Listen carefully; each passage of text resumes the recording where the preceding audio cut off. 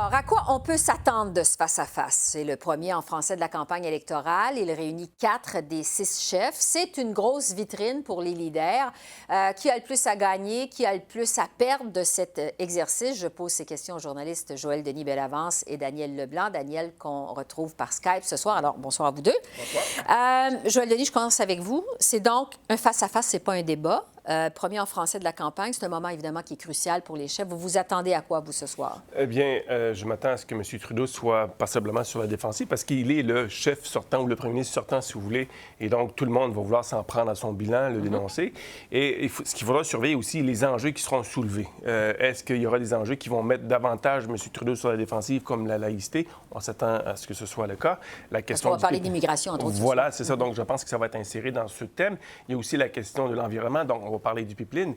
Et je pense que M. Trudeau aura fort à faire pour affronter les tirs nourris des 3 autres chefs, évidemment, qui veulent s'en prendre à son bilan. Et donc, M. Trudeau devra trouver un moyen de riposter pour convaincre des électeurs qui sont, à mon sens, cruciaux pour l'obtention d'un deuxième mandat majoritaire pour les libéraux. Daniel, on dit que c'est une campagne qui est peu inspirante jusqu'à maintenant, que ce face-à-face pourrait changer la donne. Vous vous attendez à quoi, vous, ce soir? Ça donne le ton au restant de la campagne, c'est de voir si M. Trudeau réussit à motiver ses troupes, les électeurs. Je pense que un autre enjeu, Joël a soulevé beaucoup de bons points, l'expérience. M. Trudeau a déjà eu des débats lors de la dernière campagne en 2015. Ses adversaires, c'est leur première tentative. Est-ce que les Québécois veulent retourner à quelque chose de nouveau, essayer le Bloc québécois, va aller vers M. Scheer ou aller vers M. Singh, ou est-ce qu'ils vont retrouver quelque chose de réconfortant ou est-ce qu'ils vont aimer Justin Trudeau ce soir? Je pense que M. Trudeau doit trouver le bon ton. C'est clair que l'histoire d'amour que les Québécois avaient eue avec lui a peut-être été de courte durée. Je pense qu'on rentre un peu plus dans le rationnel. Est-ce qu'il va réussir à présenter un projet de gouvernement pour les 4 prochaines années qui va attirer les Québécois, leur plaire, ou est-ce que les gens vont se dire, écoutez, tout aussi bien d'avoir quelqu'un dans l'opposition qui pousse le gouvernement à mieux respecter les intérêts du Québec? Donc, un débat en français. Évidemment, le chef du Bloc québécois, Yves-François Blanchet, va être partie prenante de ce débat, de ce face-à-face, je dois dire. Est-ce que c'est un exercice qui va avoir un impact seulement au Québec, Joël Denis? Je pense que non, parce que si jamais il se trouve qu'il y a un enjeu qui est soulevé, qui a beaucoup d'écho, ça va avoir un écho aussi à l'extérieur du Québec, dans le reste du Canada. Ce débat, il est surveillé par les médias anglophones de très, très près.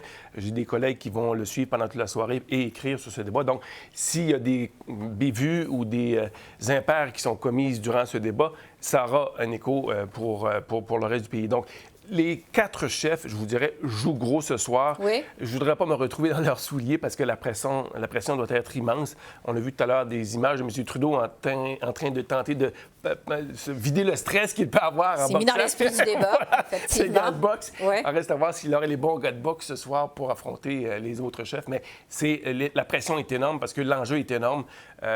Comme vous l'avez dit, il n'y a pas eu ça n'a pas été une campagne très inspirante jusqu'ici. On cherche un peu la question de l'urne. Est-ce que le débat de ce soir va le donner? Ça reste à voir, mais je pense que j'ai des bonnes indications que ça pourrait être le cas. Il pourrait y avoir des flamèches, peut-être. Daniel, Yves-François Blanchet, bon, c'est un bon tribun, il est sûr de lui, il connaît ses dossiers, tout le monde le dit, il fait une bonne campagne électorale. Évidemment, ailleurs qu'au Québec, on vote pas pour Yves-François Blanchet. Si jamais on le déclare vainqueur ce soir, ça pourrait profiter à qui? Je pense que le débat met un peu la table à celui en anglais de lundi prochain. C'est sûr que si M.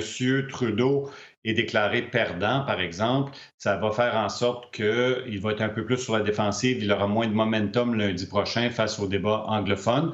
Je pense que, donc, c'est M. Trudeau qui joue le plus gros ce soir. M. Scheer, M. Singh, du fait que c'est leur langue, c'est pas leur langue maternelle, je pense que les gens vont pas s'en faire outre mesure s'ils ne sont pas déclarés gagnants.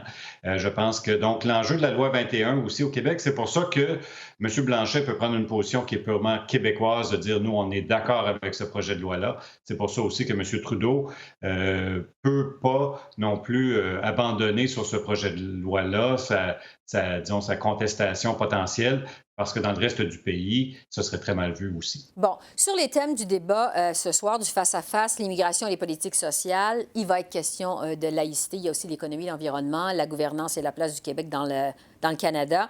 Est-ce que c'est sur l'immigration et les politiques sociales qui risquent d'y avoir plus de flamèches, vous pensez? Je pense que oui. Et ça, c'est intéressant parce que c'est le tout premier tome qui va être adopté, qui va être abordé. Donc, là-dessus, M. Trudeau aura non seulement à défendre la question de sa position sur la loi sur la laïcité, mais aussi la gestion de la frontière. Vous savez, les migrants irréguliers qui ont traversé la frontière canado-américaine au cours des 2-3 dernières années, ça a placé le gouvernement Trudeau dans l'embarras. Donc, il risque d'y avoir pas mal de flamèches dans ce thème-là.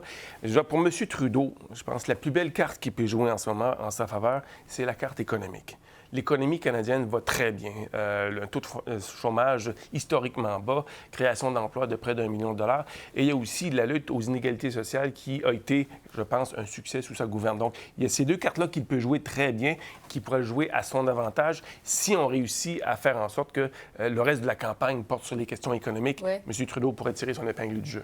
Daniel, on n'a pas encore parlé de Andrew Scheer. C'est le premier débat en français pour Andrew Scheer de cette campagne électorale. Les conservateurs aussi ont fait un gros recrutement de candidats au Québec. Vraiment, ils ont mis le paquet pour montrer qu'ils avaient une équipe qui se défend bien. En même temps, il y a son histoire de corridor énergétique national qui fait vraiment pas l'unanimité. Ça va être quoi la stratégie de M. Scheer ce soir? C'est d'attaquer M. Trudeau, donc de dire que M. Trudeau n'est pas prêt, qu'il est temps de le remplacer. Je pense que dans tout cet enjeu-là, puis ça revient un peu à la même chose pour M. Trudeau, pour M. Scheer, c'est de dire que ce sera un ou l'autre qui sera premier ministre et d'essayer de rappeler aux Québécois pourquoi en 2011, ils ont tourné le dos au Bloc québécois, pourquoi, selon eux, ce n'était plus la meilleure solution d'avoir un parti d'opposition en permanence à Ottawa et de donner peut-être des élus, des députés qui pourraient faire partie du prochain gouvernement.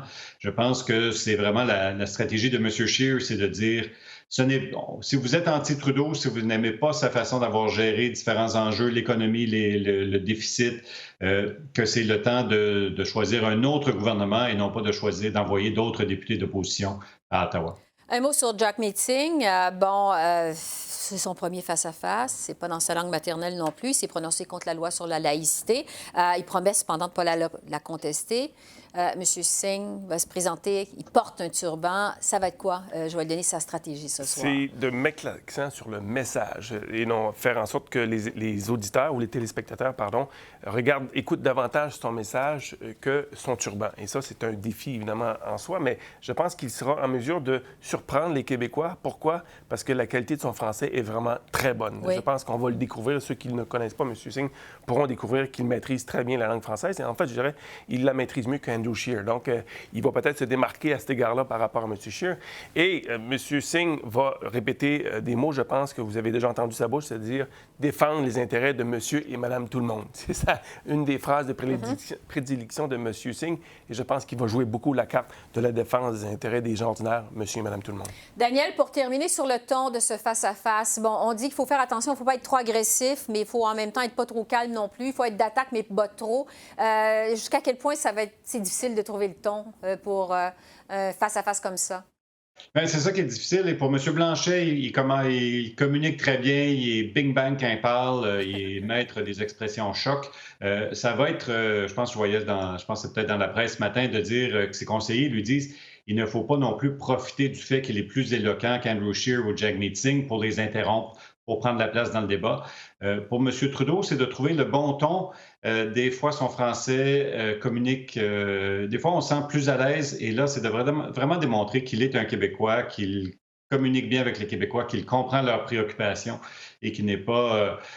qu'il est à l'aise dans ce format-là. Je pense que M. Trudeau va aussi vouloir aller à l'attaque pour profiter d'une plateforme. C'est lui qui a choisi. Il a ignoré 2 autres débats jusqu'à date. Il a accepté le TVA face-à-face.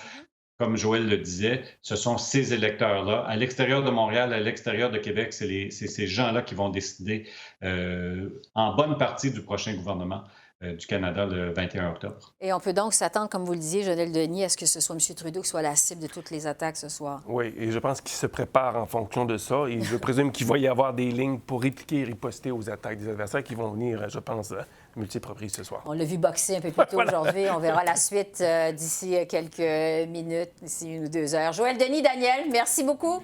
Merci. Merci.